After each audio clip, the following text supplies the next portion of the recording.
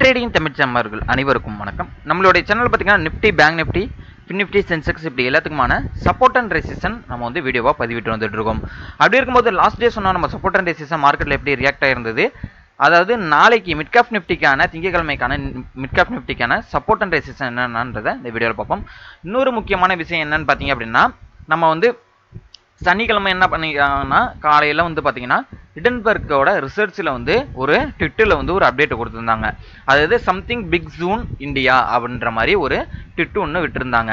இந்த ஹிடன்பர்க் ரிசர்ச்ன்றது வந்து இதுக்கு முன்னாடி பார்த்தீங்க அப்படின்னா ஹிடன்பர்க்ன்ற ஒரு வார்த்தை வந்து எதில் யூஸ் பண்ணியிருப்போம் அப்படின்னு பார்த்தீங்கன்னா 2023 போன வருஷம் ஜனவரி மாதம் வந்து அந்த வார்த்தையை நம்ம கேட்டிருப்போம். ஏன் அப்படின்னு பார்த்தீங்கன்னா இந்த ஹிடன்பர்க் ரிசர்ச் மூலியமாக தான் அதானி குரூப்பில் வந்து என்னென்ன வந்து ஃபேக்காக நடந்தது, ஷேர் மார்க்கெட்டில் வந்து புதிய ஒரு இது வந்தது, ஸ்கேம் மாதிரி சொல்லியிருந்தாங்க.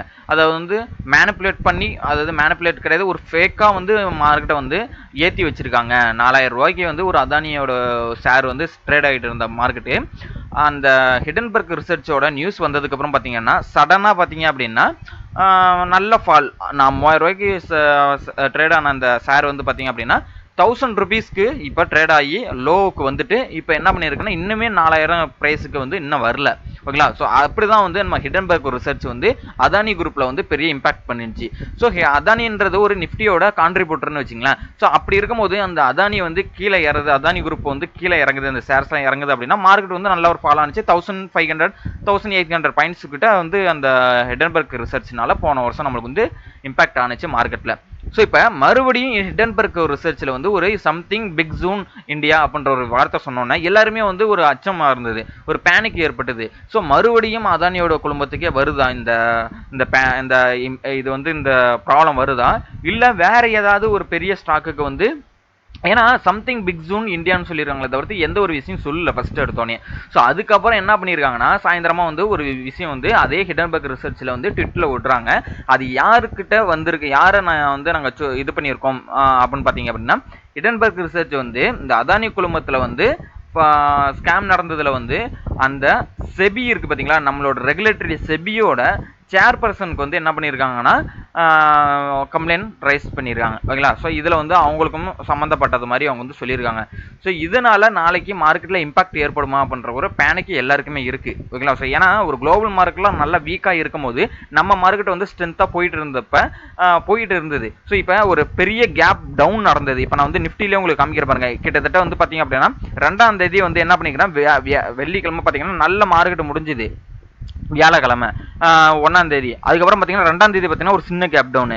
அதுக்கப்புறம் பார்த்தீங்கன்னா கிட்டத்தட்ட வந்து 24,700 கிட்ட ட்ரேட் ஆகிட்டு இருந்த நம்ம நிஃப்டி திடீர்னு பார்த்தீங்கன்னா ஒரு 400 பாயிண்ட் வந்து என்ன வந்துச்சுன்னா கேப் டவுன். 300 பாயிண்ட் கிட்ட வந்து என்ன பண்ணாங்கன்னா 300லேருந்து 400 பாயிண்ட் வந்து கேப் டவுன் ஆனாங்க. ஸோ இன்னுமே பார்த்தீங்கன்னா நம்ம சொல்லியிருந்தோம் 24,350க்கு மேலே போகுது அப்படின்னா கண்டிப்பாக இந்த இதை போய் தொடர்றதுக்கு அந்த கேப்பை வந்து ஃபில் பண்ணுறதுக்கான வாய்ப்புகள் இருக்குது. கிட்டத்தட்ட 24,700 வரலையும் போகுன்ற மாதிரி தான் சொல்லியிருந்தோம். இப்போ இந்த ஹிடன்பர்க் ரிசர்ச் வேற வந்து இன்னைக்கு வெள்ளிக்கிழமை சனிக்கிழமை என்ன பண்ணுறாங்கன்னா அந்த இதை கொடுத்ததுனால ஸோ இது நாளைக்கு இம்பாக்ட் எப்படி இருக்கும் அப்படின்றது நிறைய பேருக்கு என்ன இருக்குன்னா செல் பண்ணிவிடுவோம். ஏன் நம்மளுக்கு ப்ராஃபிட்டில் இருக்கிறவங்களாம் என்ன பண்ணுவாங்கன்னா ஸோ நம்ம வந்து இருக்கிற ப்ராஃபிட்டை புக் பண்ணணுன்ற மாதிரி தான் எல்லாருமே நினைப்பாங்க ஸ்டாக்ஸை பொறுத்தவரைக்கு. ஸோ மறுபடியும் இப்போ வந்து இந்த நியூஸ் வந்து மார்க்கெட்டில் இம்பாக்ட் ஆகுது அப்படின்னா கண்டிப்பாக வந்து ப்ராஃபிட் புக்கிங்ன்றது வந்து கண்டிப்பாக எல்லாருமே பண்ணுவாங்க.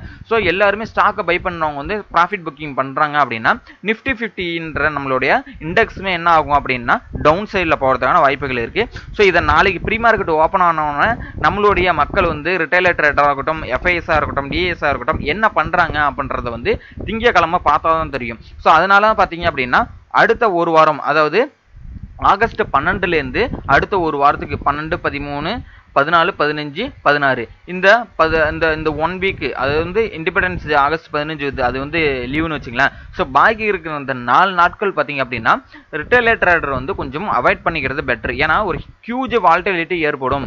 அதனால தான் பார்த்தீங்கன்னா ஏஞ்சல் 1 0 அவங்கலாம் பார்த்தீங்கன்னா எம்டிஎஃப்னு சொல்லக்கூடிய அந்த பே லேட்டர்னு சொல்லிட்டு ஒரு விஷயம் தருவாங்க. ஸோ அதெல்லாம் கூட அவங்க வந்து என்ன பண்ணிடுறாங்கன்னா ரிடியூஸ் பண்ணிட்டாங்க. ஏன்னா மார்க்கெட் வந்து ஹியூஜாக வந்து வால்டிலிட்டி ஆக போகுது அப்படின்றது வந்து அவங்க வந்து இன்டிமேட் பண்ணுறாங்க. ஸோ நிறைய பேருக்கு மெயில் கூட வந்து இருக்கும். ஸோ அதனால பார்த்தீங்க அப்படின்னா மார்க்கெட் ஹியூஜ் வால்டிலிட்டி தான் அடுத்த வாரத்துக்கு இருக்க போகுதுன்றதை தெளிவுபடுத்துது. ஏன்னா ப்ராஃபிட் புக்கிங் நடக்கலாம், இல்லை இந்த நியூஸ் பெரிய லெவல் கூட இம்பாக்ட் ஆகாமல் கூட இருக்கலாம். ஓகேங்களா? ஸோ ஏன்னா ஒரு சின்ன விஷயமா ஒரு பேனிக் ஏற்படுது அப்படின்னும் போது ஸ்டாக்ஸ்லாம் வந்து செல் பண்ணுறதுக்கு தான் பார்ப்பாங்க. ஓகேங்களா? ஸோ அதனால் வந்து எல்லாமே வந்து ஏறி நிற்கிது. நம்ம மார்க்கெட்டில் வந்து நல்ல ஏற்றத்தில் தான் இருக்குது. ஸோ அப்போ கண்டிப்பாக ப்ராஃபிட் புக்கிங் பண்ணுறதுக்கான வாய்ப்புகள் இருக்குது. ஷார்ட் செல்லிங் ஹிடன்பர்க்கை பொறுத்தளவுக்கு வந்து ஷார்ட் செல்லிங் தான் சொல்லுவாங்க. ஸோ அவங்க வந்து என்ன பண்ணுவாங்கன்னா அந்த ஒரு பேனிக்கை கிரியேட் பண்ணி செல் பண்ணுறதுக்கு தான் பார்ப்பாங்க. ஓகேங்களா? ஸோ செல் பண்ணோன்னா கீழே ஸ்டாக்ஸ்லாம் வந்தோன்னா டிப்பில் எல்லாருமே பை பண்ணிவிட்டு ப்ராஃபிட்டை வந்து மேலே போனோன்னா புக் பண்ணிப்பாங்க. இதுதான் வந்து நடக்கிறது. இதுதான் ரியாலிட்டி. ஓகேங்களா? சரி, ஓகே. இப்போ நிஃப்டியை பொறுத்த அளவுக்கு பார்த்தீங்க அப்படின்னா 24,341 அப்படின்ற சப்போர்ட் ரேஞ்ச் அது பிரேக் அவுட் பண்ண 350 பிரேக் அவுட் பண்ணுது அப்படின்னா கிட்டத்தட்ட 460 24,460ன்ற ரேஞ்சுக்கு போகும்னு சொல்லியிருந்தோம். ஸோ மார்க்கெட்டை பொறுத்த அளவுக்கு பார்த்தீங்கன்னா வெள்ளிக்கிழமை வந்து ஒரு கன்சால்டேஷன் மார்க்கெட் தான். ஒரு 15 மினிட் பிரேக் அவுட்டே பண்ணல. ஓகேங்களா? சரி, ஓகே.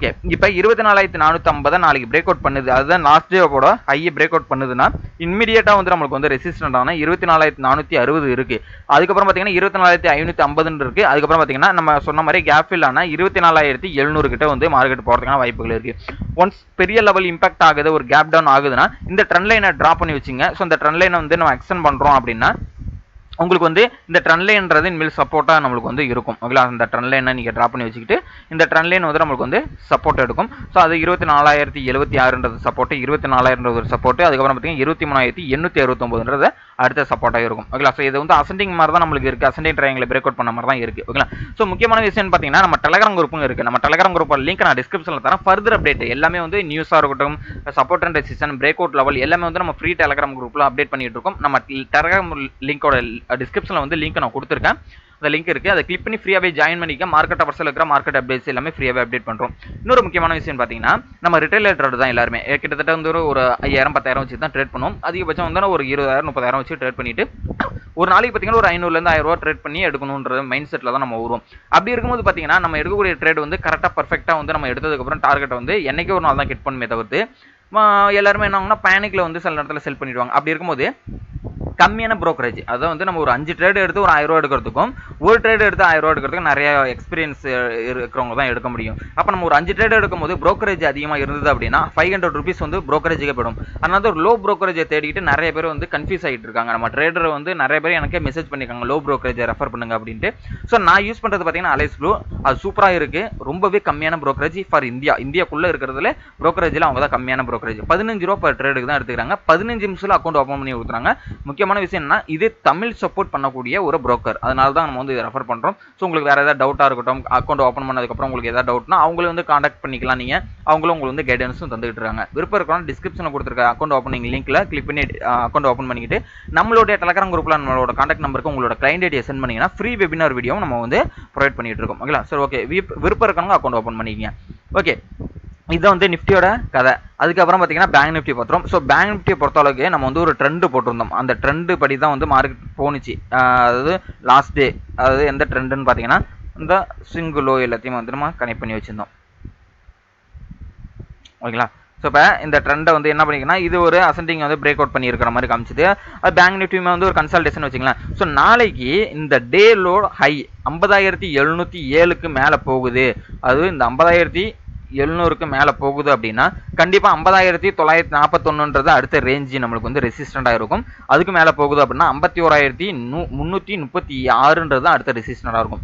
ஒன்ஸ் இந்த டேவோட லோவை கட் பண்ணுது அப்படின்னா இந்த சப்போர்ட் இந்த இடத்துல ட்ரெண்ட் லைன் எடுக்கும். இதை பிரேக் அவுட் பண்ணுதுன்னா கண்டிப்பாக 50,000ன்றது ஒரு சப்போர்ட்டாக இருக்கும். அதுக்கு கீழே பார்த்தீங்கன்னா 49,797 அதாவது 59,800ன்றது சப்போர்ட்டாக இருக்கும். அதுக்கு கீழே பார்த்தீங்கன்னா 49,462ன்றது அடுத்த சப்போர்ட் ரேஞ்சாக இருக்கும். ஓகேங்களா? ஸோ இதை வந்து பேங்க் நிஃப்டிக்கான support and resistance. So for intraday trade பண்ணுறவங்களுக்கு.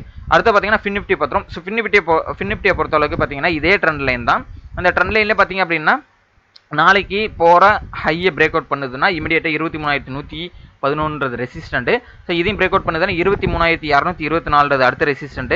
அதுக்கப்புறம் போகுது அப்படின்னா 23,400ன்றது தான் அடுத்த ரெசிஸ்டண்டாக நம்மளுக்கு வந்து இருக்கு ஃபின் நிஃப்டியை பொறுத்தளவுக்கு. ஒன்ஸ் இந்த ட்ரெண்ட் லைனை பிரேக் அவுட் பண்ணி கீழே வருது அப்படின்னா 22,866ன்றது சப்போர்ட். 22,866 கீழே பிரேக் அவுட் பண்ணதா 22,650ன்றது அடுத்த சப்போர்ட். அதுக்கும் கீழே வருது அப்படின்னா 22,438ன்றது தான் அடுத்த சப்போர்ட்டாக நம்மளுக்கு வந்து ஃபின் நிஃப்டியை பொறுத்தளவுக்கு இருக்கு. ஸோ ஃபைனலாக பார்த்தீங்கன்னா நாளைக்கு எக்ஸ்பைரி ஆகக்கூடிய இண்டெக்ஸ்னு பார்த்தீங்கன்னா மிட் கேப் நிஃப்டி. ஸோ இந்த மிட் கேப் நிஃப்டியை பொறுத்த அளவுக்கு பார்த்தீங்க அப்படின்னா நல்ல ஒரு ட்ரெண்ட் லைனை வந்து நம்ம வந்து இதுலேயும் ட்ரா பண்ணியிருக்கோம். இந்த ட்ரெண்ட் லைனை பிரேக் அவுட் பண்ணுது அப்படின்னா 12,545 இமிடியேட் சப்போர்ட்டாக இருக்குது. ஸோ அதுக்கும் கீழே வருதுன்னா 12,500 அடுத்த சப்போர்ட். 12,500 பிரேக் அவுட் பண்ணுதா 12,450. அதுங்கில பார்த்தீங்கன்னா 12,400 அடுத்த சப்போர்ட். ஓகேங்களா. ஸோ ரெசிஸ்டன்ட் பார்த்தீங்கன்னா இந்த சப்போர்ட் எடுத்துருக்கு, திருப்பி இதுலேருந்து சப்போர்ட் எடுத்துட்டு மேலே போகுது அப்படின்னா இன்னைக்கு போன ஹை, அதாவது 12,700 ரெசிஸ்டன்ட் எடுத்துக்கலாம். ஸோ அதுலேருந்து பார்த்தீங்கன்னா 12,800 தான் அடுத்த ரெசிஸ்டன்ட். ஓகேங்களா. இந்த ப்ரீவியஸ் டேவோட ஹையும் நம்ம பார்க்கலாம் 12,765 இருக்குது. அதுக்கப்புறம் பார்த்தீங்கன்னா 12,800, 12,800லேருந்து மேலே போகுதுன்னா 12,862. இதுதான் வந்து மிட்கேப் நிஃப்டிக்கான சப்போர்ட் அண்ட் ரெசிஸ்டன்ட். ஓகேங்களா. இந்த ட்ரெண்ட் லைனையும் நீங்கள் ட்ரா பண்ணி வச்சுங்க. ஸோ ஓகே, இந்த வீடியோவில் சொன்ன அனைத்து லெவலும் உங்களுக்கு கண்டிப்பாக யூஸ்ஃபுல்லாக இருக்குன்னு நம்புறேன். உங்களோட ஃப்ரெண்ட்ஸ் யாராவது ட்ரேட் பண்ணியிருந்தாங்கன்னா இந்த வீடியோட லிங்கை அவங்களுக்கு ஷேர் பண்ணி விடுங்க. கண்டிப்பாக அவங்களுக்கும் பயனுள்ளதாக இருக்கும். உங்களுக்கு வேறு ஏதாவது டவுட் அண்ட் ஃபீட்பேக் இருந்ததுன்னா கமெண்ட் பாக்ஸில் தருவீங்க. கண்டிப்பாக நம்ம வந்து அதுக்கான இது கொடுப்போம். ஓகேங்களா. இன்னொரு முக்கியமான விஷயம் பார்த்தீங்கன்னா ட்ரேடிங் வியூ வந்து ஃப்ரீயாக ப்ரீமியம்லாம் வந்து நம்ம வந்து யூஸ் பண்ணிக்கலாம் அப்படின்னு சொல்லியிருந்தோம். கிட்டத்தட்ட ஒரு கொஞ்சம் நாளாக வந்து அந்த வெப்சைட் வந்து ஓப்பன் ஆகலை, இப்போ ஓப்பன் ஆகிருக்கு. விருப்பம் இருக்கிறவங்க டிஸ்கிரிப்ஷனில் கொடுத்துருக்கிற லிங்க் மூலிமா நீங்கள் வந்து அது அக்கௌண்ட் ஓப்பன் பண்ணிக்கிட்டு நீங்களும் வந்து அதில் வந்து ப்ரீமியம் வந்து நீங்கள் வந்து ஃப்ரீயாகவே பெற்றுக்கலாம். ஓகே, கமெண்ட்லேயோ நான் வந்து டிஸ்கிரிப்ஷனில் கொடுத்துட்றேன் அந்த லிங்கை. ஸோ நீங்கள் கிளிக் பண்ணி அக்கௌண்ட் ஓப்பன் பண்ணிட்டு யூஸ் பண்ணிக்கோங்க. தேங்க்யூ நம்பா.